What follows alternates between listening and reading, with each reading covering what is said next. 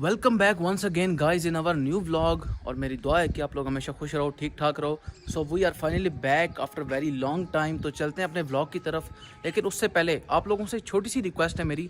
अगर आप लोगों को ये वीडियो पसंद आती है तो इसको लाइक ज़रूर कीजिएगा, और अगर पसंद नहीं आती तो अपना फीडबैक हमें कमेंट सेक्शन में लाजमी दीजिएगा, जिससे कि हमें पता चल सके कि हमारी वीडियो में कौन सा ऐसा पार्ट है या कौन सी ऐसी चीज़ है जो कि आप लोगों को अच्छी नहीं लगती और आप लोग बोर होते रहते हो, ताकि हम उस चीज़ को मज़ीद इम्प्रूव कर सकें और आप लोग बोर ना हो। तो चलो भाई चलते हैं अपने व्लॉग की तरफ। और आप लोग मौसम देख सकते हो, ये दोपहर के 2 बज रहे हैं और गर्मी के मौसम में जून के महीने में 2 बजे का टाइम कितना ज़्यादा गर्म होता है ये आप सबको अच्छी तरह पता है। लेकिन फिर भी मैं व्लॉग बना रहा हूँ क्योंकि शाम को फिर भाई हमारे पास वक्त नहीं होता, और बेहतर है फिर टाइम से जो चीज़ कवर हो जाए वो बेहतर रहती है, बात का पता नहीं होता।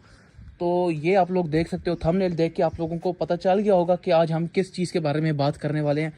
ये हमारे 2 डब्बे हैं, और इस डब्बे के अंदर हमने खरगोशों को रखा हुआ था, जिसमें से आपको पता है कि एक खरगोश हमारा ऑलरेडी मर चुका है और अब हमारे पास पूरा एक पेयर है। तो उस पूरे एक पेयर को हमने यहाँ पे रखा हुआ था इस डब्बे के अंदर, और इस डब्बे के अंदर जो है हमारी मुर्गियाँ रहती थीं। लेकिन यहाँ पे अब आपको हमारा शेरू नज़र आ रहा है, और उसकी वजह ये है कि ये जो हमारी फीमेल है इसने कर दी है ब्रीडिंग।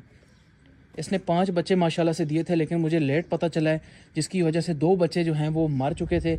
और उसकी वजह ये थी कि शायद शेरू ने मारे हैं वो, जिसमें से एक बच्चा तो भूख की वजह से मरा है, वो मुझे क्लियर कट पता चल गया था। लेकिन जो एक बच्चा मरा हुआ था वो थोड़ा सा ज़ख्मी था, तो मुझे ऐसा लग रहा था कि शायद वो इसने मारा है, क्योंकि फीमेल के साथ अगर मेल को रखेंगे तो फिर वो मेल बच्चों को मार देता है, ऐसा मैंने सुना था। खैर अब से ये सिलसिला स्टार्ट हो गया, अब आगे से हम इनका पूरा माशाल्लाह ध्यान रखेंगे। और अभी चल के आपको अंदर दिखाते हैं। इसको मैंने बंद करके रखा हुआ, इसको मैंने खोला नहीं है, क्योंकि ये फीमेल फिर बाहर आ जाती है, फिर शेरू भी बाहर आ जाता है, और फिर शेरू अंदर चला जाएगा तो फिर इस तरह पूरा निज़ाम डिस्टर्ब हो जाएगा। अभी वक्ती हमने थोड़ा सा ये अरेंजमेंट किया है, बाद में हम प्रॉपर इसके लिए भी एक अलहदा सेटअप बना लेंगे, अलहदा घर या अलहदा जगह आप बोल सकते हो।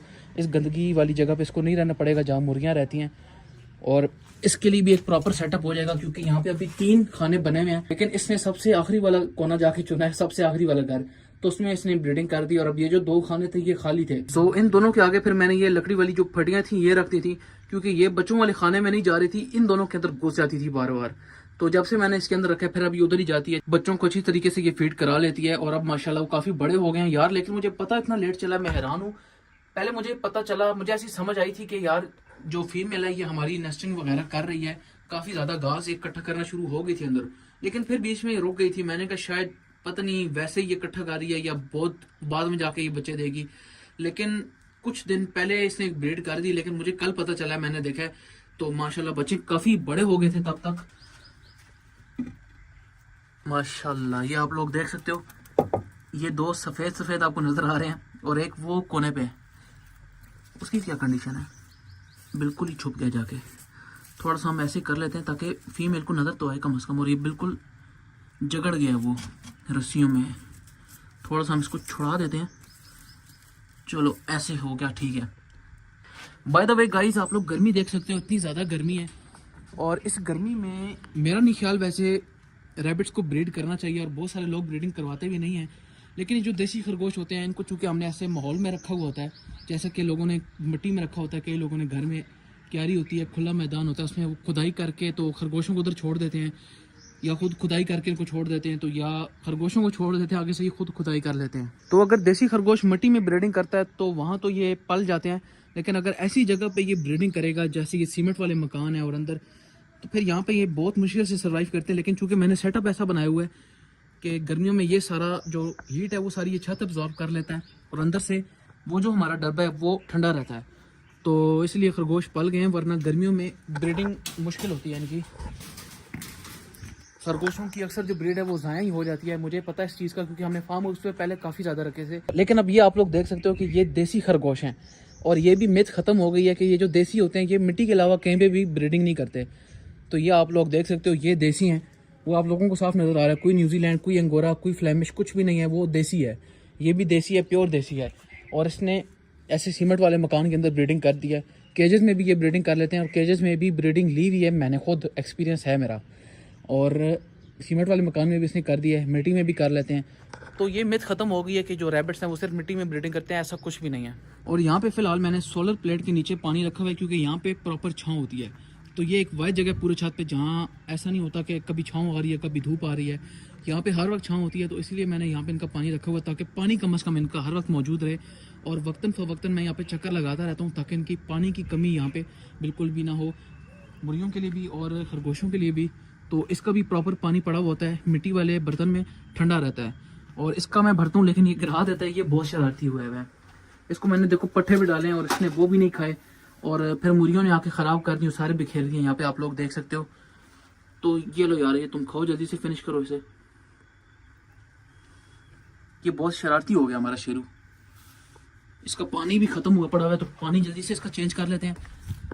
न जाने कब से इसका पानी ख़त्म हुआ है, तो मुझे अफसोस है यार कि मैंने इसको प्यासा रखा हुआ है। जल्दी से हम इसका पानी भर लेते हैं।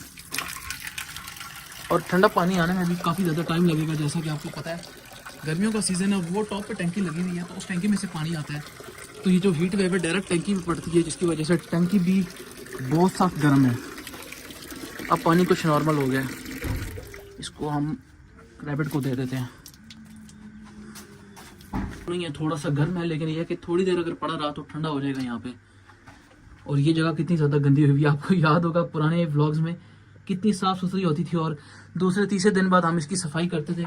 लेकिन अब गर्मी इतनी ज़्यादा हो गई और फिर मेरे पे बर्डन बहुत ज़्यादा है, स्टडीज़ का भी और घर की जिम्मेदारियों का भी, जिसकी वजह से इधर टाइम नहीं दे पाता मैं। तो बस यार, मौसम चेंज होता है थोड़ा बहुत, मेरे एग्ज़ाम्स ख़त्म होते हैं यूनिवर्सिटी के, तो फिर इंशाल्लाह इसको प्रॉपर सेट करेंगे। जाते जाते एक दफ़ा बच्चों पे दोबारा नज़र मार लेते हैं। एंड आई नो कि बार बार इन्हें डिस्टर्ब करना गलत बात है, लेकिन इनकी जांच पड़ताल भी साथ साथ करनी होती है। अभी सुबह मैं आया हूँ, अगर मैं ना देखता तो वो जो बच्चा मरा पड़ा हुआ था वो पड़ा रहता और कीड़े आके उससे भी खा जाते और इन्हें भी डिस्टर्ब करते। तो माशाल्लाह ये बिल्कुल हेल्दी हैं, ओके हैं, फिट फाट हैं। तो आप लोग देख चुके होंगे खरगोशों के जो बच्चे हैं वो कितने ज़्यादा बड़े हो गए। इससे आप लोग अंदाज़ा लगा सकते हो कि मुझे कितना लेट पता चला है इनके बारे में। और जैसे ही पता चला है तो फ़ौरन मैंने इनकी जो है वो रेस्क्यू शुरू कर दी है। उसको भी अलग किया, मेल को भी फीमेल से, और जो बच्चे एक दो मर गए थे उनको भी फ़ौरन मैंने बाहर उठा के फेंक दिया है। और मैं क्या कर सकता था उन बेचारों का। सो जो बच गए हैं अल्लाह उनको जल्दी से बड़ा कर दे, सही सलामत, यही कह सकते हैं हम लोग। 3 खरगोश हमारे सेटअप पे और आ जाएंगे। तो उम्मीद करता हूँ आप लोगों को वीडियो अच्छी लगी होगी। तो लाइक कर देना, अच्छी नहीं लगी तो फीडबैक ज़रूर दे देना कमेंट सेक्शन में, और नए आए हो तो फॉलो कर लेना। मिलते हैं इंशाल्लाह कल एक और न्यू वीडियो के साथ। अपना बहुत सारा ख्याल भी रखिएगा। गर्मी की खातिर एक लाइक और एक फॉलो कर दो। अल्लाह हाफिज़।